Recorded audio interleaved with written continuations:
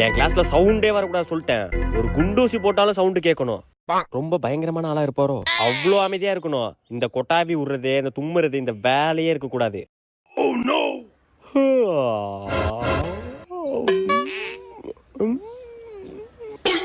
என்ன ராஜ்குமார் மழுப்புனா எனக்கு தெரியாதா?